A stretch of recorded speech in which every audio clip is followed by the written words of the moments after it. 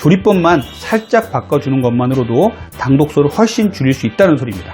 직화구이, 튀김, 과당 가공 음료 등에는 엄청난 양의 당 독소가 들어있습니다. 구독자 여러분 안녕하세요. 다이어트 멘토 닥터리TV 가정의학과 전문의 원장 이진복입니다. 오늘은 다이어트 망치는 최악의 요리라는 주제로 찾아뵈었습니다. 다이어트의 나쁜 음식들에 대해서는 제가 정제 탄수화물이니 액상과당이니 이런 말씀을 참 많이 드렸었는데요. 오늘 말씀드린 내용은요, 제가 말씀드린 내용 중에서도 최고봉인 나쁜 음식입니다. 다이어트의 최악인 이 요리는 어떤 것인지 한번 같이 알아보겠습니다. 궁금하시다면 끝까지 시청 부탁드리고요. 도움이 되셨다면 구독과 좋아요, 알림 설정 부탁드릴게요. 이전에 제가 진료했던 한 남성 비만 환자분이 계셨는데요. 이분이 몇 주간 치료를 잘 했음에도 살이 거의 잘 안 빠지는 거예요. 과연 무슨 문제가 있길래 이렇게 살이 안 빠질까? 이런 고민을 좀 많이 했었습니다.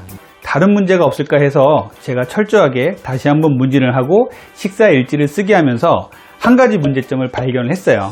무엇이었을까요? 그것은 바로 이 남자분께서 주말마다 가족들과 함께 캠핑을 즐기시는데 바베큐 요리를 늘 드시고 계셨습니다. 캠핑 가면 바베큐죠. 간만에 한 번씩 먹는 건데 어때? 라고 생각하는 분들이 계신데요.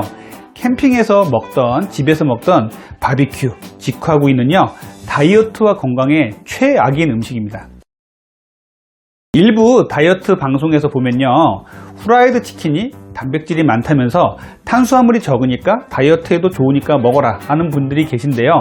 저는 절대 동의하지 않습니다. 후라이드 치킨은요, 당 독소가 어마어마합니다. 원장님, 저는요, 단백질인 치킨만 먹고 탄수화물은 하나도 안 먹는데 왜 살이 찔까요? 라고 하소연하시는 분들이 계시는데요. 이 분들이 살찌는 이유는요, 정제 탄수화물도 칼로리도 아닌 바로 프라이드 치킨 속에 있는 당 독소 때문인 것이죠. 당 독소를 한번 비교를 해볼게요. 미국 영양학회 2004년 자료를 참고했습니다. 닭고기 90g으로 비교를 해볼게요. 우리가 당 독소의 단위는 KU 단위로 보게 되는데요. 생 닭고기는 692, 껍질을 제거한 후 8분 튀긴 닭고기는 6651, 껍질을 포함한 치킨 너겟은 7764까지 올라갑니다. 돼지고기, 소고기 90g을 한번 볼게요. 7분간 삶은 돼지고기는요 6736, 5분간 구운 돼지고기는요 많이 넘게 됩니다. 로스트 비프 같은 경우는요 5464고요 소시지 같은 경우는요 5349나 됩니다. 자, 13g의 베이컨을요 3분간 전자레인지에 가열하면요 당 독소가 무려 1173KU나 나옵니다. 이것을 90g으로 환산하면요 약 8200KU 정도가 되는 거예요. 엄청나게 높은 당 독소를 함유하고 있죠. 여기다가요 탄수화물, 지방, 단백질이 섞인 음식들이 여러 가지가 섞인 음식들을 보면요 이 KU 수치가 높은 것들이 상당히 많아요. 햄버거, 피자, 샌드위치 등이 아주 높게 되는 것이죠. 100g당 약 6,000 내지 8,000 정도로 높게 됩니다. 당 독소에 대해서 다시 한번 좀 알아볼게요.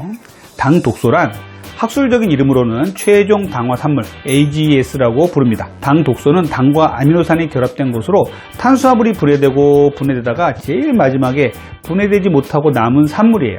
이 최종 당화 산물이 우리 신체에는 독소로 작용을 하고 그 유해성을 감안해서 당 독소라는 이름이 붙여졌습니다. 최근에 연구를 보면요, 당 독소의 지속적인 섭취는요 비만과 노화, 염증성 대사질환이나 각종 질환과 연관이 있는 것으로 연구되고 있어요.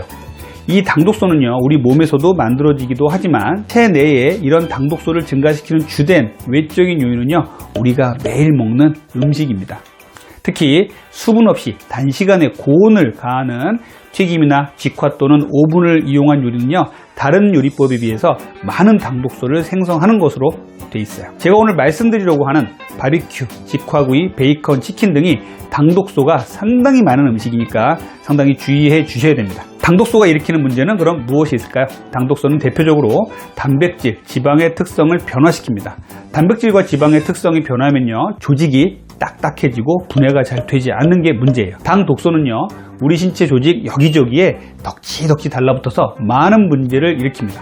당 독소는요 콜라겐 조직 세포와 신호 전달 단백질 등에 달라붙어서요 신체 조직을 경화, 그러니까 딱딱하게 만든다는 것이죠. 또 기능 저하를 유발합니다. 당 독소는요 세포의 기능을 떨어뜨리고요 손상시켜서 다양한 질환들의 원인이 되기도 하는데요 비만, 당뇨, 심혈관계 질환, 신장질환, 골다공증, 암, 치매, 파킨슨병, 백내장, 간질환 등의 여러가지 질환을 일으키는 사실들이 속속 밝혀지고 있어요. 당 독소가 비만을 일으키는 기전을 한번 간단히 알아보겠습니다. 첫 번째 기전은요, 식욕 조절 중추에 작용한다는 것이에요. 당 독소는요, 뇌에 먹고 싶은 욕구를 일으킴과 동시에 내분비 쪽에도 작용해서요, 우리를 배고프게 만듭니다. 렙틴은 포만감을 느끼게 하는 호르몬이고요. 그렐린은 식욕을 일으키는 호르몬인데요. 이 두 호르몬에 당독소가 덕지덕지 달라붙으면요, 제 기능을 하지 못하게 돼서 많이 먹어도 포만감을 느끼지 못하게 되고, 먹어도 그렐린이 계속 분비가 되니까 먹는 것을 조절하지 못하게 되는 것이에요. 카페인이나 알코올, 니코틴처럼 중독되고 습관이 되게 만들기 때문에 이 당독소는 식욕에 아주 치명적인 역할을 일으키는 것으로 되어 있습니다. 두 번째는 인슐린 저항성에 영향을 미칩니다. 과식과 폭식을 하면요, 혈액 속에서 처리하지 못한 혈중 포도당이 넘쳐나게 됩니다. 이때 포도당을 세포로 빠르게 이동시켜서 에너지원으로 쓸 수 있게 돕는 인슐린의 분비 역시 평소보다 과다해지겠죠. 그런데 인슐린이 필요 이상으로 분비되고 있음에도 불구하고 단 음식이나 탄수화물 위주의 식사를 계속하게 되면 어떻게 될까요? 바로 여기서 인슐린은 자기 할 일을 잊고 무감각해지는 인슐린 저항성이 생기게 되는 것입니다. 인슐린 저항성 때문에 에너지원으로 전환되지 못한 당은요, 고스란히 내장 지방으로 축적이 되는 것이에요. 인슐린 저항성 상태가 되면요, 다이어트를 하려고 아무리 노력을 해도 혈당이 제대로 안 떨어지고, 그 때문에 인슐린이 계속 많이 분비되는 상태가 악순환되어서 비만이 가속화되는 것입니다. 세 번째, 당독소가 비만에 영향을 미치는 것은요, 아디포넥틴이라는 것이에요. 비만인 사람이 다이어트를 할 때 효과가 떨어지는 이유는요, 마른 사람보다 당독소가 높기 때문입니다. 지방 조직에서 만들어내는 아디포넥틴이라는 호르몬이 있는데요, 이 아디포넥틴은 지방의 산화와 포도당 대사에 중요한 역할을 합니다. 이 호르몬에 당독소가 들러붙으면요, 지방이 연소되는 과정에 문제가 생겨서 살이 찌게 되는 것이에요. 네 번째는 에스트로겐에도 작용을 합니다. 중년 여성이 쉽게 살이 찌는 원인 중 하나가 에스트로겐에 당독소가 들러붙으면 에스트로겐이 제대로 역할을 하지 못해서 폐경 전에도 마치 폐경이 된 것처럼 지방이 축적되는 것이 원인이 되겠어요. 이상을 간단히 정리해서 말씀드리자면요, 당독소가 많은 음식은 비만과 노화, 질병의 원인이라는 것이고요. 당독소가 많은 음식은 조금만 먹어도 우리 내분비계를 교란시키고 비만의 원인이 되기 때문에 음식을 만들 때, 또 외식을 할 때 상당히 주의하셔야 됩니다. 따라서 다이어트에 있어서 당독소는 매우 중요한 역할을 하고 있고요.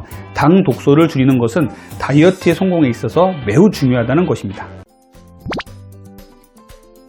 그러면 당독소는 어떤 조리 과정에서 많이 생기고 어떤 음식을 우리가 피해야 될까요? 첫 번째는요, 수분 없이 단시간에 고온을 과하는 튀김이나 직화 또는 오븐을 이용한 요리는요, 다른 요리법에 비해서 많은 당독소를 생성합니다.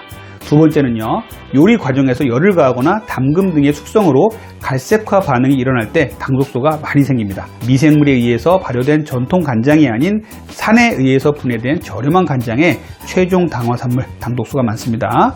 과일 효소의 숙성, 달고나 같은 데도 상당히 당독소가 많은 것으로 되어 있어요. 물 없는 가열이 제일 나쁜 것으로 되어 있습니다. 고온에서 튀기는 것도 나쁘고요, 그 중에 직화구이가 제일 나쁜 것으로 되어 있어요. 대략적으로 우리 오감적으로 구분을 하자면요, 당독소는요, 주로 갈색을 띠고 있고 고소한 향을 내면서 당이나 단백질이 풍부한 식재료를 고온에서 굽거나 졸일 때 많이 생성이 됩니다. 자, 그러면 당독소를 줄이는 방법은 어떤 방법이 있을까요?